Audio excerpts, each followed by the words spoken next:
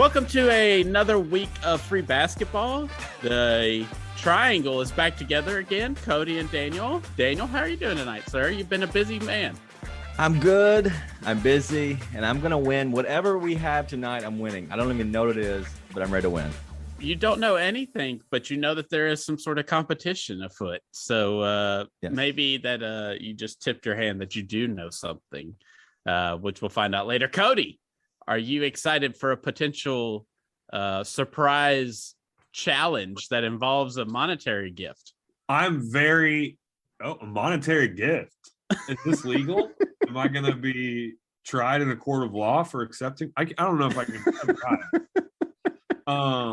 So I guess I'm kind of excited. I'm a little bit nervous now too. I don't know. Monetary gift kind of sounds like we might be having to do some legal stuff there. I don't know. I feel like we might have to back alley some of this. It is tax season, so you might have to write this off next year. Gotta do it. Well, why are we talking about it here? This better be an all cash deal. Straight cash, homie. So we are going to have some little fun challenge at the end. It's not going to be, maybe it might not be like super fun for anybody else. I don't know, but it'll be fun for us. But we're going to do a couple topics today because we are getting to All-Star break, but I didn't want to talk about All-Star games specifically because I think we got another week before that. So we'll save that for next week. But I do want to talk about some current topics that are going on and things that'll end this week. Hint, hint. But to start off, I do want to start off with the team. And I want to talk about the panic that is going on in Brooklyn right now and why everyone is completely freaking out. Since KD went out, I believe it was January 16th or whatever, they announced he had a sprained MCL or whatever it was. They have gone 2-9, and they have constantly been in the news for James Harden rumors for the past couple of days with the trade deadline coming up that the Sixers and the Nets were re-engaged. Steve Nash said to the reporters today that James Harden was absolutely not getting traded. Kyrie's starting to come back as this part-time player, but it hasn't really affected anything. Harden's missed a couple games with a tight hamstring or calf or whatever it is, something in his leg that always seems to be tight. So everyone is full on assault, freaking out about the Brooklyn Nets. Everybody's saying how they're in the play-in right now. They were the 1 seed. Now they're in the play-in. They could be out, blah, blah, blah. Daniel, is this panic founded, or do you think it truly is what it is? Just panic? No, I think there's a little bit behind it for the simple fact that KD is the reason they're good. Harden he's fine. We've seen when he's been in Houston, they're okay. He had to have Chris Paul to be able to win some playoff games. Kyrie has had to have LeBron, and Kyrie seems to just tear teams apart wherever he goes. So I think it's just KD that's really the guy who holds this team together. And so at the end of the day, I think a lot of this is kind of warranted because they're not as good because they're not deep. They have 3 max players. If you don't have one of them, you struggle because you're not that deep. If you don't have 2 of them, you really struggle. And Kyrie, he's just not what he used to be. So let me ask you a follow-up question to that. If KD is what makes them good, and we know last year they were within a KD wrong size shoe of making the Eastern Conference Finals and potentially the finals, he's coming back, right? Right. So are we just panicking because he's out for another 2 weeks? Or will everything be fine when KD comes back? It should, yes. But they also haven't played together much, if at all, hardly this year. So they still have to figure each other out, how they're going to play with each other, because those 3 on the court, they're all ball dominant and they all need the ball. So I think it's all up in the air. Like they really could be awesome, or they could just be a bunch of egos and not figure it out. And at the end of the day, I do think that KD is the main reason they're good. So getting him back obviously is a plus, but at the end of the day, who knows how they're all going to coexist. Cody, are you in the same kind of boat that there's actually something behind this panic? Or do you think everything's actually fine? This is just one of those pre-All-Star things that we seem to do every year with a team who's a preseason favorite and was a preseason favorite last year. Is everything really going to be okay? or is like Daniel, there's something behind it? I definitely think there's something behind it. I mean, like, Wow. Okay. think about all the stuff they like got rid of to bring in these guys. Like, think about what if they had just not gotten rid of Jared Allen and not taken on DeAndre Jordan and just Jared Allen, KD. Like, I feel like that team's like a lot better. I don't know. I just like, yeah, they got rid of a lot of stuff and they have a bunch of guys that aren't playing a whole lot. Like, Well, what was Kyrie's Jared? kind of a disaster like the last like 4 years, right? But Jared Allen was kind of the cost of doing business, right? Like it was Yeah, I get the deal to get Katie and Kyrie. Right. Harden was just an additional thing, but you're making a point about Kyrie. Maybe that was part of the deal, that maybe it wasn't DeAndre Jordan. Maybe it was the whole I've got to be with Kyrie thing. Right. Well, like, and with the James Harden stuff, like, what?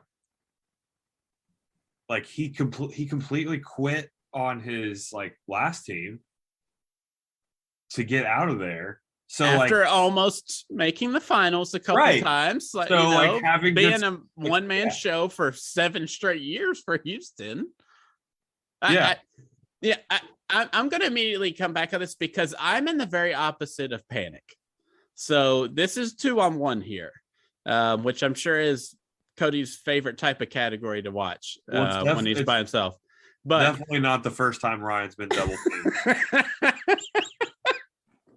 But I have absolutely zero panic right now. And I can't explain why it is. I know KD's coming back. I know Joe Harris has had his complications and looks like he's going to be out for a while, maybe for the rest of the season. I don't know, but I'm still a firm believer in KD, Kyrie, and James Harden. And that's completely unfounded because they haven't done anything together. But Kyrie wasn't there last year with injury. James Harden was hobbled and barely could move against the team that won the NBA championship. And still, they were within a shoe size in an overtime where KD was just absolutely dead away from making the Eastern Conference Finals. So all of a sudden, I've got KD, who's had 8 weeks rest, coming back for the final 15 to 20 game stretch with Kyrie. They figure out that situation with him versus home and away. I don't know if they will. And James Harden, they seem like they're just kind of going all in with this rest everybody thing. Since KD's out, let's not push Harden. Let's just kind of tread water. I mean, this is like one of the scariest potential 7 seeds, I think, in the playoffs. And the thing is, I don't think there'll be a 7 seed. The East is just so super close right now. I mean, they're 5 games out of first. Can I ask 4.5? They're 4.5 games out of first, and I'm supposed to freak out because they're 2-9. Teams go through these lulls all year, and I get it. Not having the second best player in the NBA, I'm saying that second best player in the NBA, number one, can be debatable. I'm definitely not picking Giannis. That's another conversation. To be 4.5 games out after just going 2-9, I'm not freaking out about this team at all. Like, well, hold on a second. 2-9 is whatever. But let's look at like in what order that happened. They've lost 7 straight games. That's not treading water. That's That's drowning. It's 8 straight games actually. They lost today. Yeah, that's 8 straight games. Like, what? So they lost 1, they won 2, and then they have just gotten the shit kicked out of them for 8 straight games. Like, that's not treading water at all. They're still 4.5 games back. Like, I just don't. Well, yeah, I'm not in this fall apart Kevin mode. Durant was playing. He's not playing now. They got But Kyrie he will come back. full time. But he will You come and I back. work more than Kyrie works. Just having a full-time job. He's getting paid $30 million to work you 35 games. Full time? Does he work 30 hours a week? I don't think so. It's probably more like 5. It's Hey, like Cody. 5 hours. Brooklyn Nets. So you know what I'm taking out of this is that Ryan is either a really good swimmer, or if we're drowning, he's going to just let us tread water because he thinks we're doing okay. Like we're doing okay. Like don't throw us a life preserver. Oh, those guys will be about to die. He's just gonna look at us dying and go, "Those guys will be back for the playoffs." Yeah, they're treading water. They're fine. Yeah. Give us a break, dude. Throw them a life vest. I appreciate the analogy. I'm just saying it would not shock me if this team was in the Eastern Conference Finals. It wouldn't after all that's gone on. The Eastern Conference Finals too. But then why are you panicking? Why are you panicking? Why do you think there's something most of the time when I'm driving, I think I'm going to be fine. But if one of the wheels comes off my car, I'm going to panic a little bit until I get it stopped, right? But you can get it fixed. But yeah, I know I can get it fixed, but I'm going to freak the out while the wheels are coming off. Well, and we know that KD is coming back. So yes, they can be an Eastern Conference Final easily. Can we? But that doesn't mean they're going to get there. Can we talk about the last time KD had like a kind of, not a super bad injury, but he had some tightness in the old leg. And then the playoffs came around and he came back and then he tore his fucking Achilles. So he's a big guy, Jones fracture guy, I think, right? I don't remember if he had a Jones fracture. Did he have his foot there for a second? I know Paul Gasol did. Yep. I just wanted to ask it because if you looked at NBA Twitter, the Nets are done. To NBA Twitter, they're done.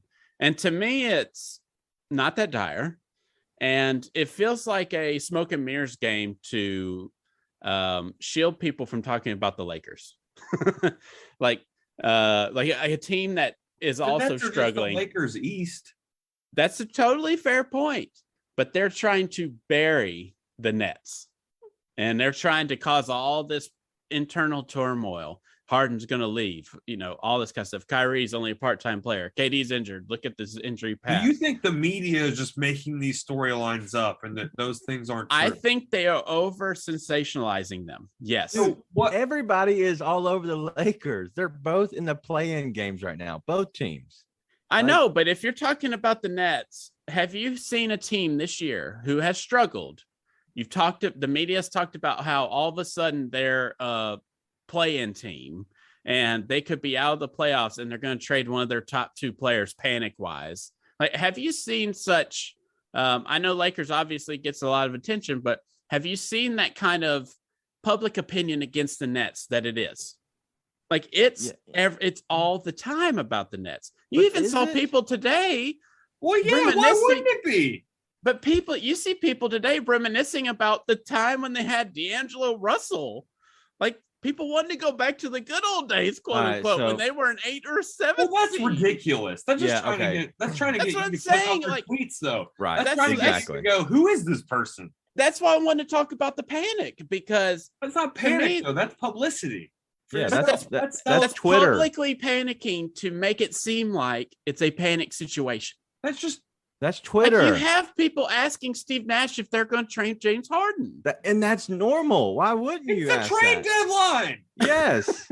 Are we serious right now? Like, what do you want them to do? Who weighs more, Zion or You're not allowed to talk on Twitter?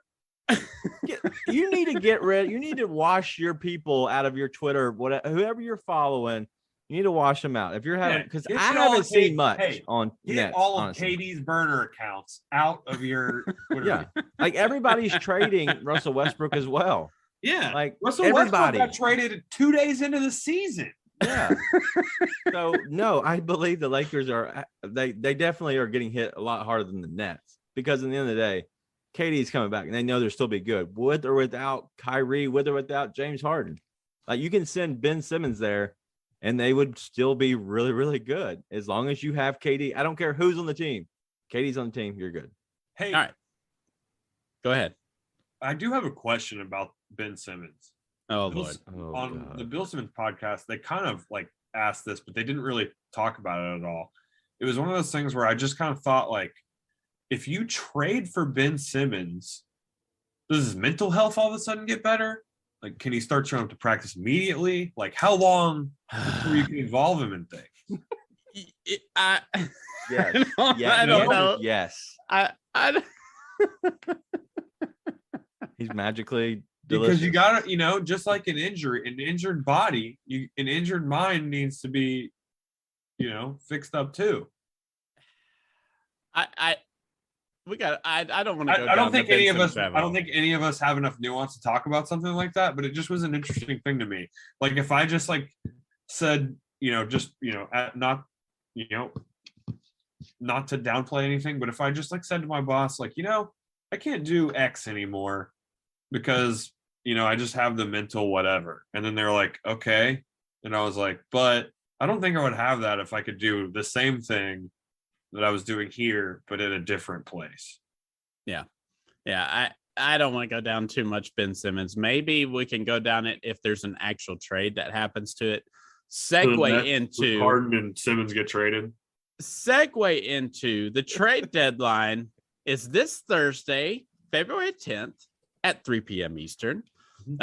Everybody's starting to gear up. We've had a couple little small moves. At least to me, they're small moves over the weekend. But I do want to get your opinions. I mean, there's been some little things, like guys going to Denver and Cam Reddish going to the Knicks. We talked about that already on the previous pod. But the two that happened over the weekend that's getting everyone ramped up, that gets everybody excited for trade deadline, where they're going to have this huge explosive trade, and it just never happens, right? The one that started it all was obviously the Blazers-Clippers trade. The Clippers got Norman Powell, Robert Covington. Blazers got Eric Bledsoe, Justice Winslow, Keon Johnson, and a 2025 second via the Pistons.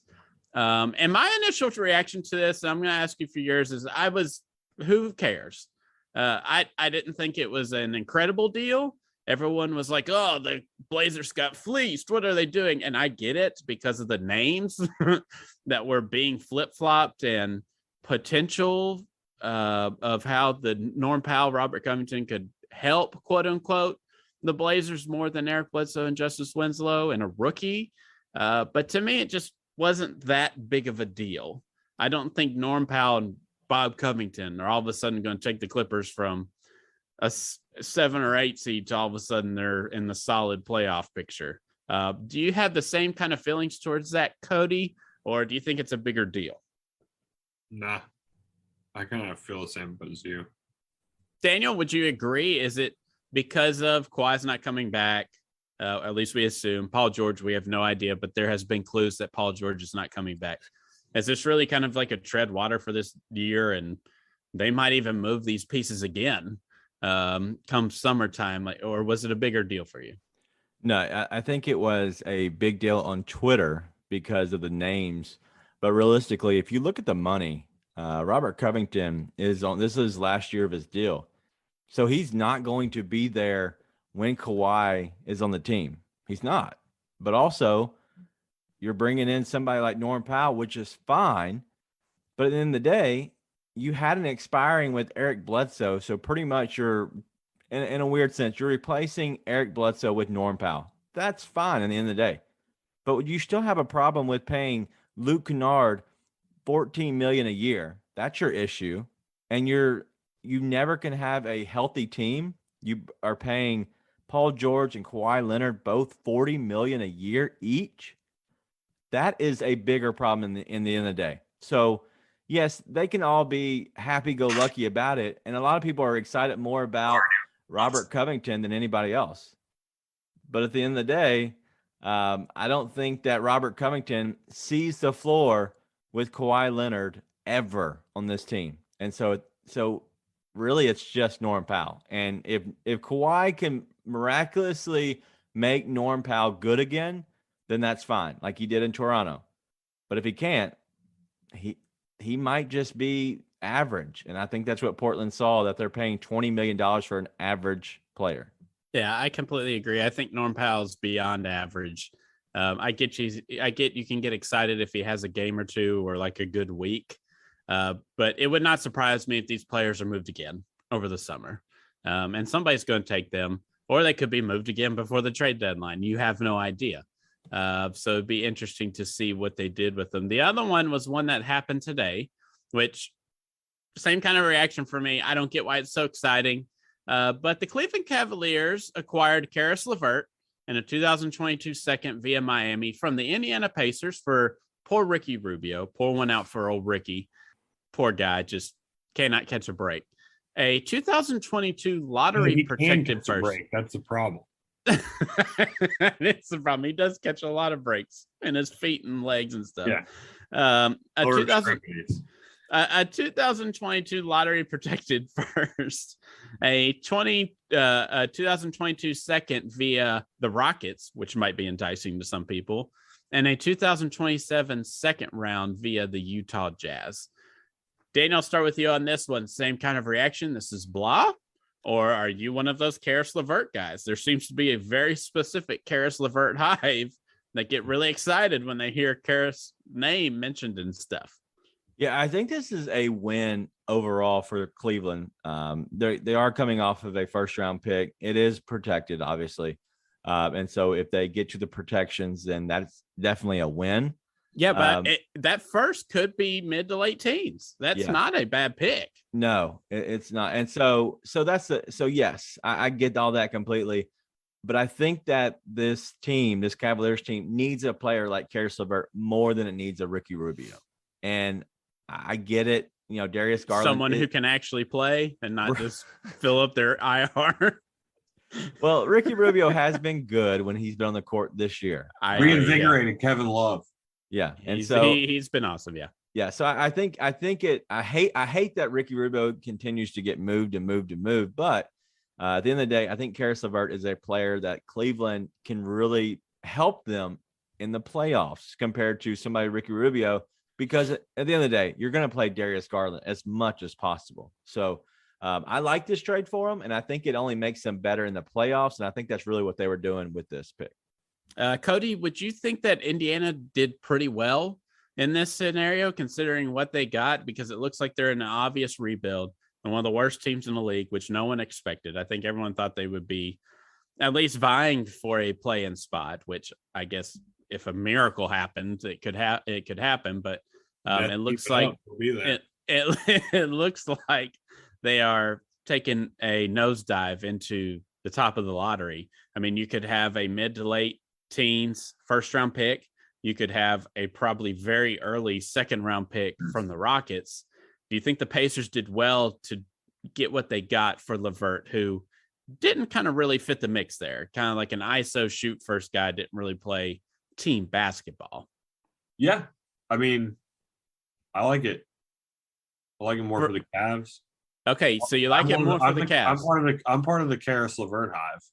Okay. So what gets you excited about him being on the Cavs? It's just because with Darius Garland, Okoro, Mobley, second unit, like some instant offense. Like you need a little shot in the arm. Like not much is happening. You need somebody that can create a shot for themselves. Just throw them out there, let them cook a little bit, and then 6-man type of stuff. I feel like there's some potential for that there on that team. You don't think he'll start for that team? Because my indication is that he'll start.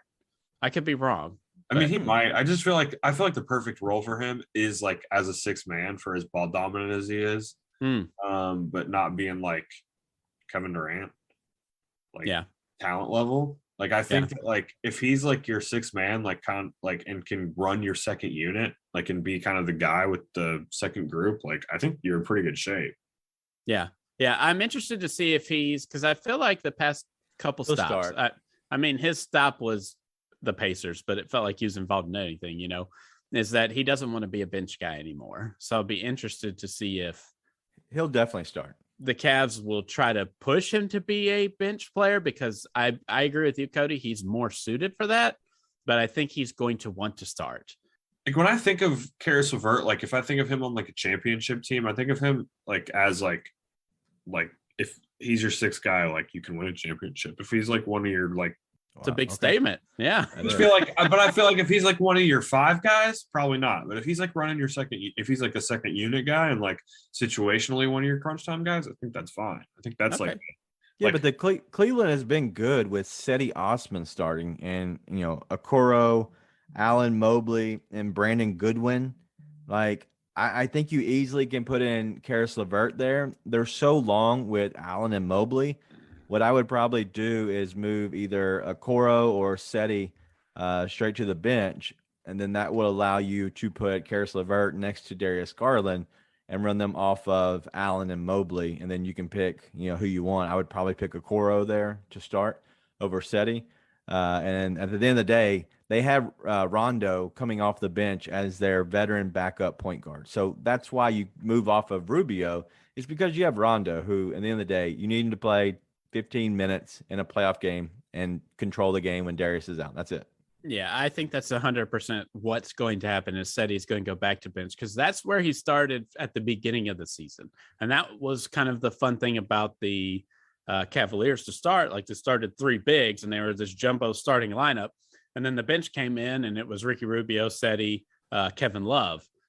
So that kind of bolstered like a more complete team. So I think that makes sense. They're going to move Seti back to the bench where he started at and let him continue to cook from 3-point line as he has been what seems like all season. Every time I feel like I'm seeing a Seti Osman highlight, he's like, oh, Seti just went on a run of 4 threes in a row. Like that's the season he seems to be kind of having. So it makes sense for Karras to start, Seti go back to the lineup.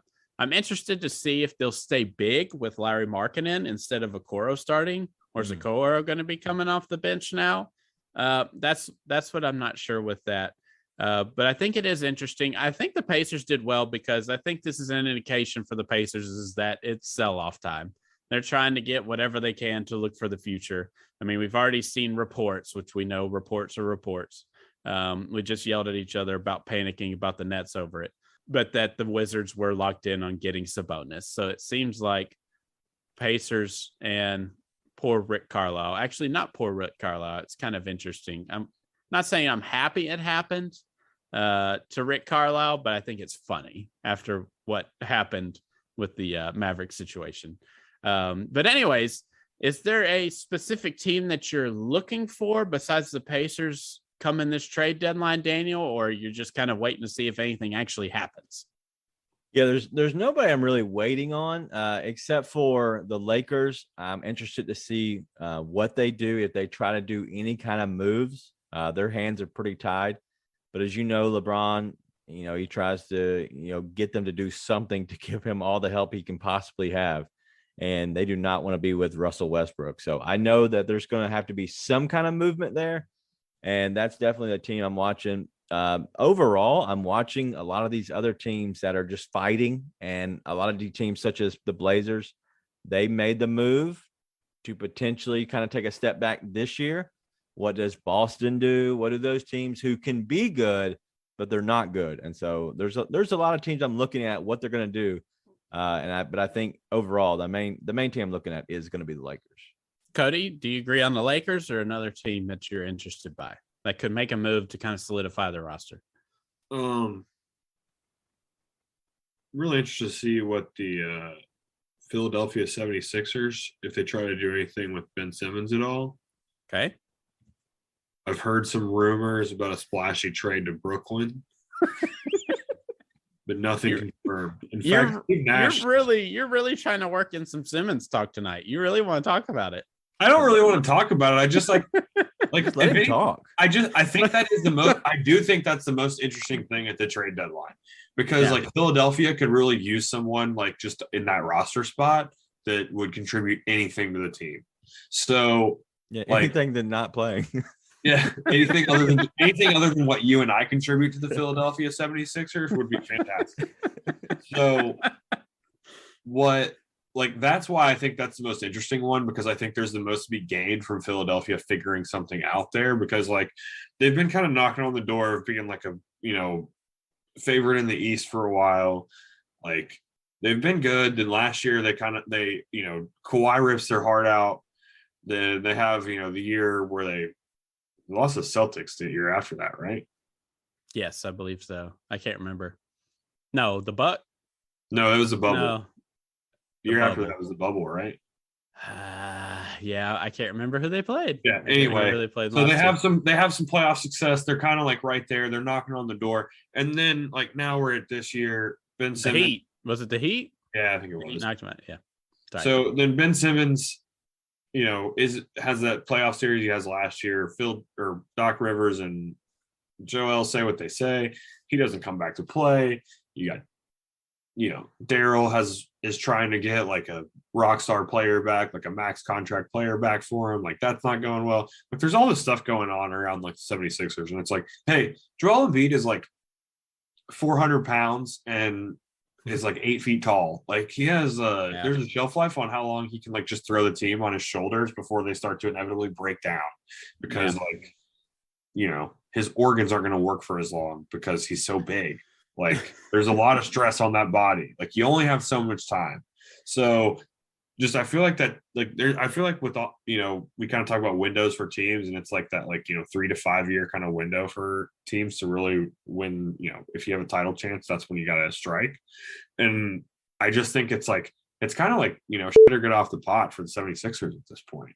Like, how long are we going to be talking about, like, you know, Joel Embiid and like he's got to get some help, and like they have some really like feisty young guys, but like, you know, is Tobias Harris, like, is that who you're going to war with in a 7-game series in the finals? Yeah, I mean, all reports have been, it's basically it feels like there's been a couple moves that have been there that the other teams just aren't committing to. There seems to be a lock in place Kings trade for Tyrese Halliburton and De'Aaron Fox that's reported. The obvious one is CJ McCollum from the Blazers, and it's just it feels like there's stuff there. The other team is just the one that's just on the fence. But it just and they've also said they're going to try to include Tobias Harris and whatever the move they do. Like, good luck. Like, is this going to be a 5-team mega trade? Like, it doesn't seem like there's one team out there that could take both. Both of those contracts. What if they just end up with Russ? Oh, God, I can't do it. All right, that's enough talking about Ben Simmons and the 76ers. That was more than what I wanted to actually, but it counts because it's trade deadline. So everybody's going to get excited about that. Obviously, we are. So hopefully it's an exciting week. It would be really interesting to see teams who are kind of on the outside or maybe right in the middle, feeling like they need one or two things to try to consolidate to make a real push. And then you can have the opposite end, teams just completely blowing it up. Let's just pack it in. Let's go for Paolo. Let's go for Banchero or Chet or, you know, Jabari Smith. So it'll be interesting to see how teams go. Talking about younger players on the rise, this is the part of All-Star Weekend we are going to talk about, and that's the Rising Stars Challenge, because they changed it this year. Thank God. And I could not be more excited about this. They basically got all the Rising Star players and 4 G League players, and they drafted them into 4 separate teams. And they're going to play a mini tournament, which I could not be more excited about. Now, I know everybody's made fun of the mid-season tournament where you win $1 million each, all that kind of crap. This is All-Star Weekend, Rising Stars. Usually that game is a joke and is dominated. I can't remember who dominates usually. Sophomores. Is it?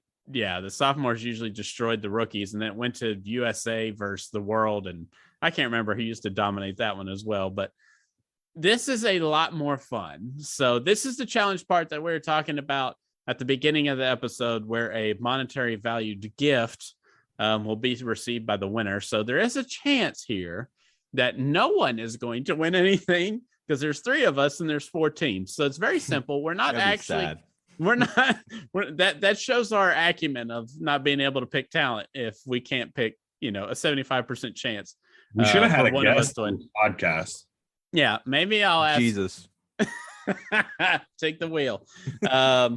So we're not actually going to draft our own rosters. We're going to pick from the existing rosters that were drafted. So the coaches. So we're drafting a coach, right? You're drafting a coach and his team that is currently constructed. Yes. So the coaches, you have Rick Barry, noted prick, Gary Payton, the glove, Isaiah Thomas, whatever you want to feel about Isaiah, and then James Worthy's team. So I gave you guys a heads up to be looking through these teams to see what. I just want to revisit the introductions. We have Rick Barry, noted prick, which, like, of course. We have Gary Payton, the glove. Then... who was next? Isaiah Thomas. You have Isaiah Thomas, which, like, drafted Eddie Curry or whatever it was. You just said, Maybe, no, he didn't draft Eddie Curry. Him, enigma. And then you, and then you said, and then you have James Worthy's team. North Carolina Tar Heel, James Worthy. James and the gang. and Isaiah Thomas, a Just short no king. notes about James Worthy.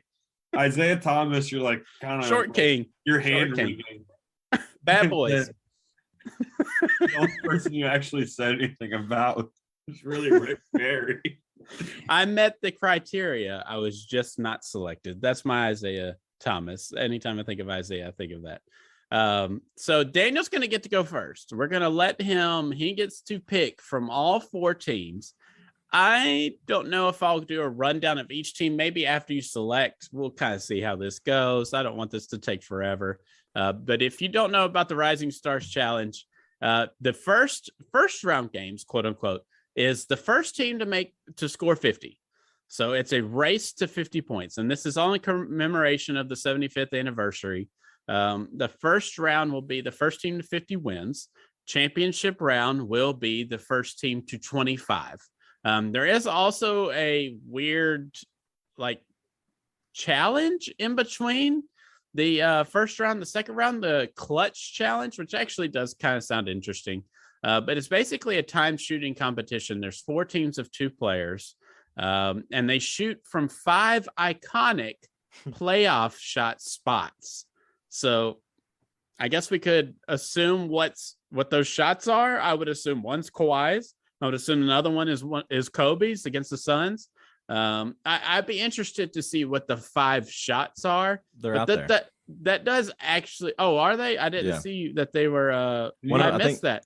I think there's a Reggie Miller one. There's also a who's the other 3-point guy out of UConn?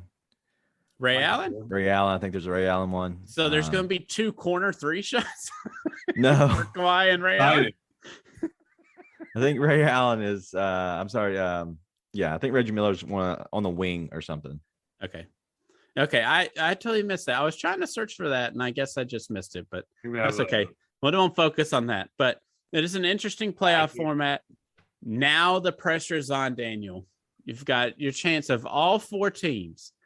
Whose team are you taking to be your horse to win you? Oh, should I tell the prize? We have agreed on what the prize is.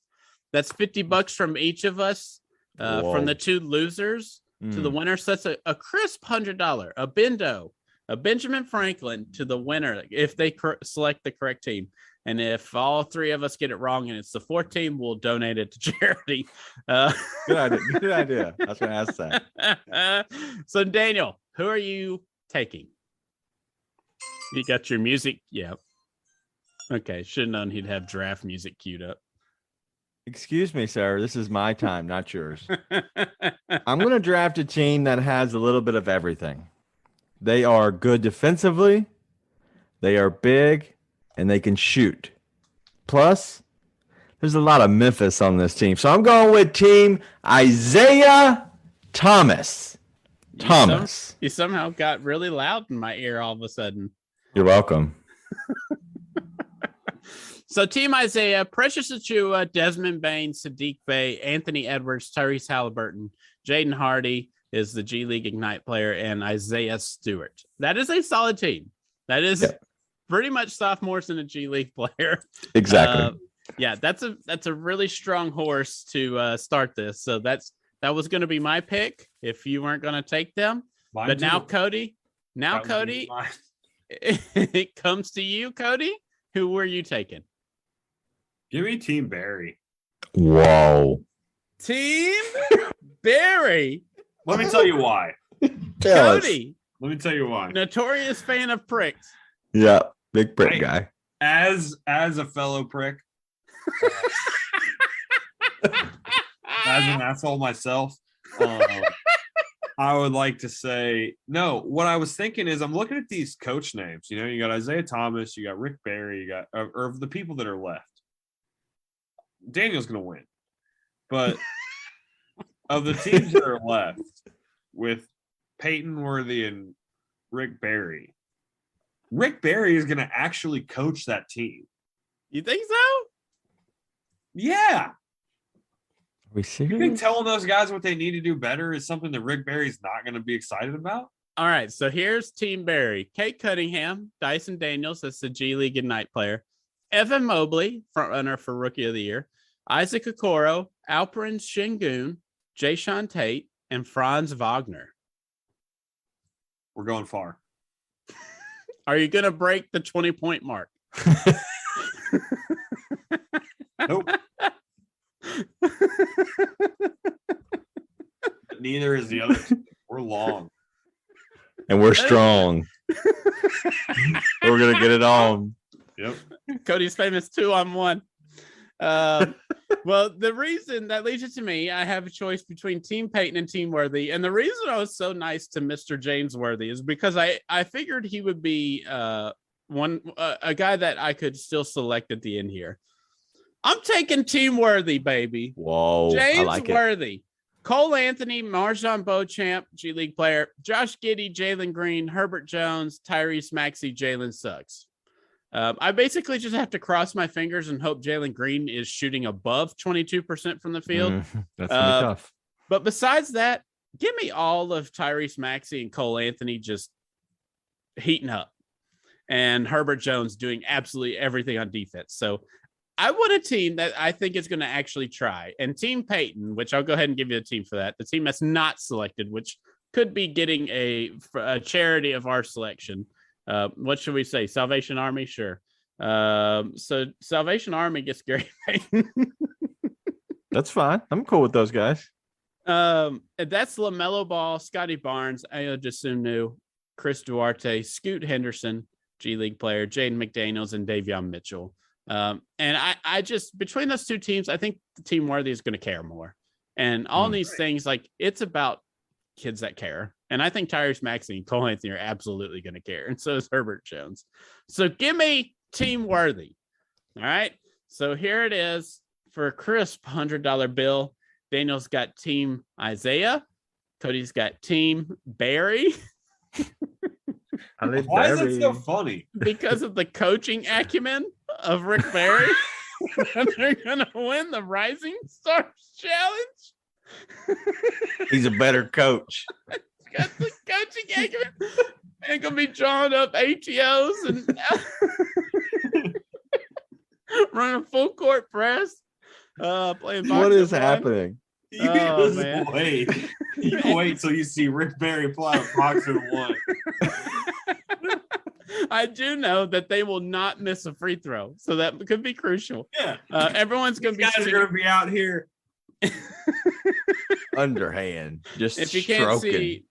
can't see, Cody is currently doing the underhand free throw motion, but you can only see like a quarter of him, so it looks suggestive.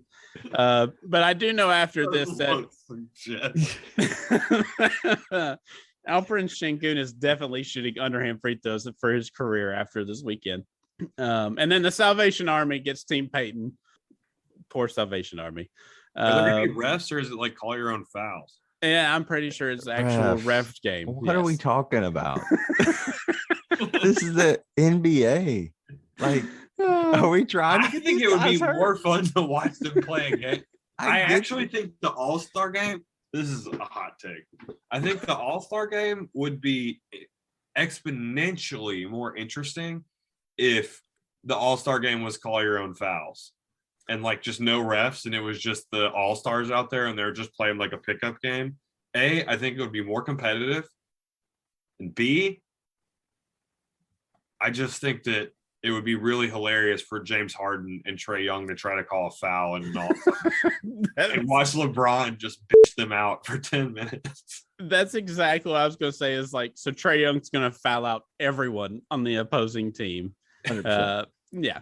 Okay. So that's the Rising Stars Challenge. So I'm Trae Young very get beat up. I think it has the potential to be one of the highlights of All-Star Weekend, which we'll talk more about next week. But that's it for me for this episode, gentlemen. Do you have anything else before we wrap up for this week? Yeah, I want to read off the spots for the clutch. Was it? Yeah. Go ahead. Clutch you found something. it. Yeah, clutch challenge. And the teams. I probably should mention the teams, but once I saw this Tyrese Halliburton and Desmond Bane together, and I saw the other teams, I was like, okay, that's it. It's over. Like, there's nobody else that's winning that. They have a really good chance. We might go for the sweep in this one, but it is a Magic Johnson baby hook from above the dotted lines area. If you're wanting to set a charge, whatever it's called. Area. Yeah, the restricted area. Thank you. And then Charles Barkley, top of the key. Oh, okay. Yeah. Okay. Yeah. Okay. I remember him like hitting, but that's not, I guess that's iconic. Well, whatever. Throw him back.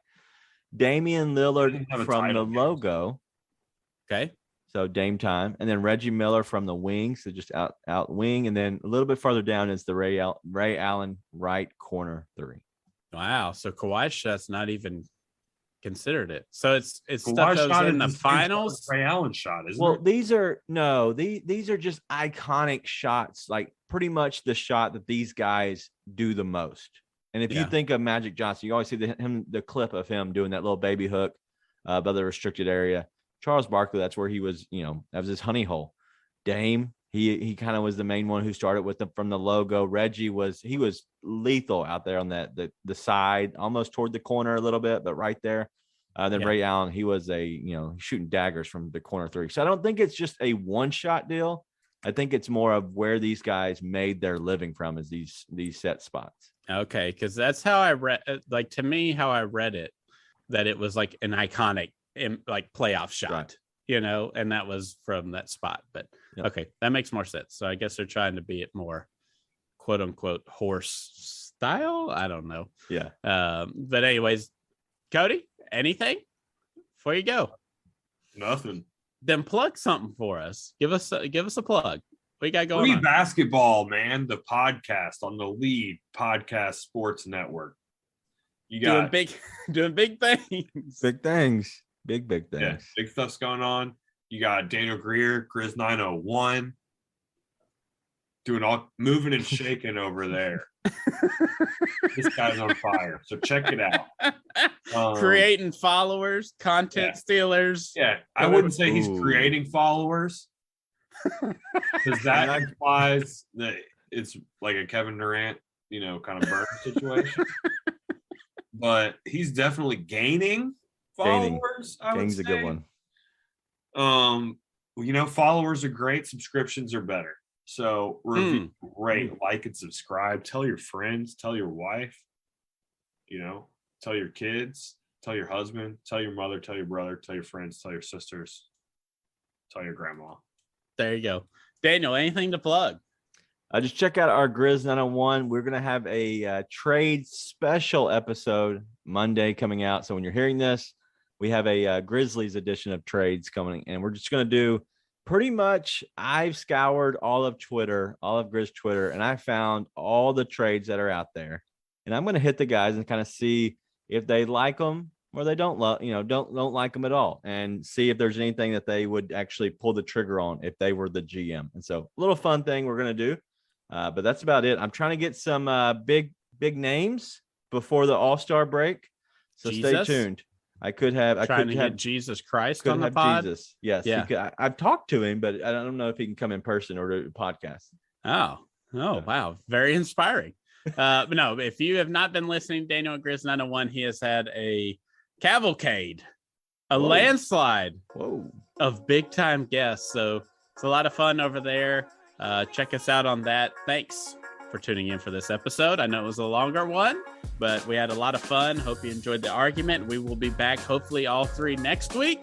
Talk about some All-Star, maybe get some interesting trade deadline stuff going.